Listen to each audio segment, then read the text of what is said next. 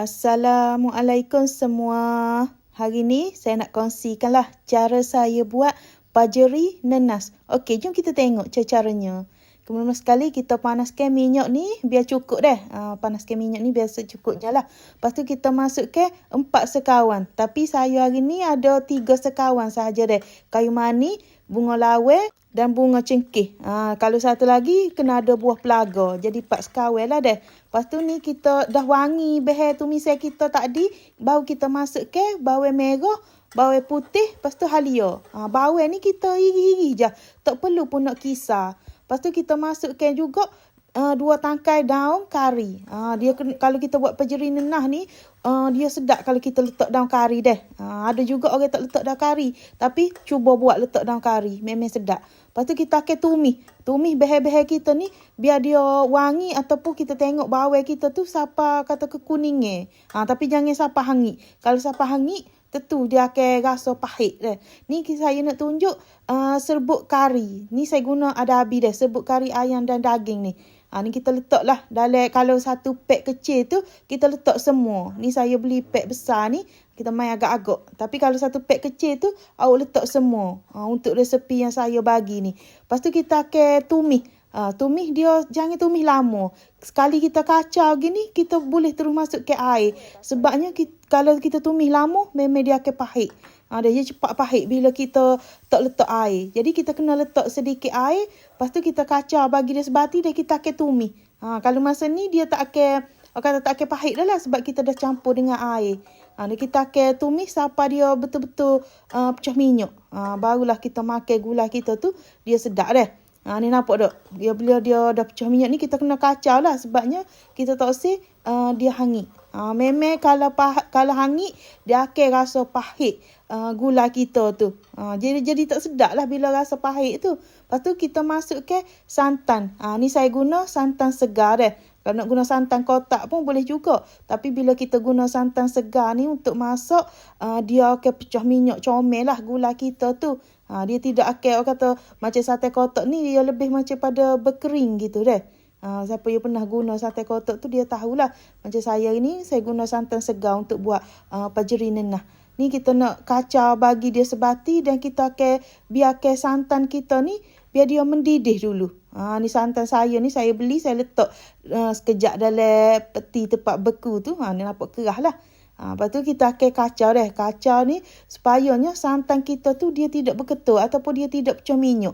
Bila dia berketul atau pecah minyak, dia memang tidak sedap lah kalau kita nak makan. Lepas tu dia pun kata tak comel. Nampak tak comel. Lepas tu kita masuk ke buah nenah. Buah nenah ni ikutlah. Nak potong kecil pun boleh. Tapi biasa kalau orang buat pajeri ni, dia potong bulat-bulat deh. Ni saya potong 2 pula. Orang kata nak makan sendiri tu tak apalah. Ni saya buat dalam 1 biji. Buah nenah saya sederhana. Tak kata saya besar tu tidak jugalah.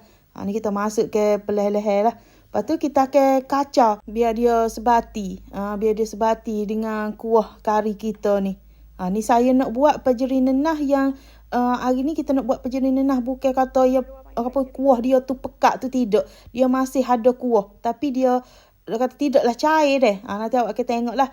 Kita akan buat hari ni. Kalau boleh kita macam kita buat gulai apa jenis benda bersantan ni, kalau boleh lah api tu jangan besar sangat. Sebabnya kalau kita guna api besar tu, dia mudah nak berketul. Ramai orang tanya saya deh, apa gulai dia tu berketul santan dia. Padahal dia selalu kacau juga.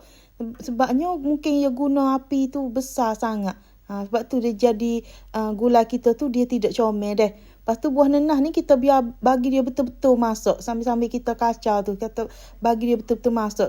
Kalau kita nak tahu buah nenah kita tu dia masuk, dia akan kelihatan macam berkilat. Kita boleh tengok dia macam dia menyerap kuah kari kita tu deh.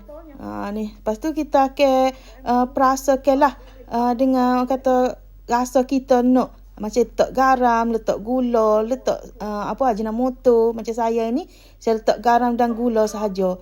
Macam kalau kita buat pajeri nenah ni, kita kena letak juga gula. Sebabnya buah nenah tu dia ada rasa masin. Lepas tu ada rasa lah masin manis tu. Tapi kalau kita letak gula, dia lagi sedap. Cuba buat, awak kena letak gula. Biar kata rasa masin manis tu memang sangat-sangat sedap. Tapi terpulang kepada cita rasa awak lah. Macam orang tu setengah orang dia tak letak pun gula dalam dalam gulai dia ni. Macam saya ni, saya nak bagi sedap, nak bagi ada rasa. Jadi saya letak garam gula tu biar cukup. Masak ke kita ni deh. Ni pajeri nenah kita ni dia sudah pun masak. Kita akan nampak buah nenah kita tu dia berkilat. Tandanya dia sudah pun masak. Ni saya akan tutup dulu api. Lepas tu saya tak akan makan selalu. Kita biarkan dulu. Macam saya ni saya buat tengah malam.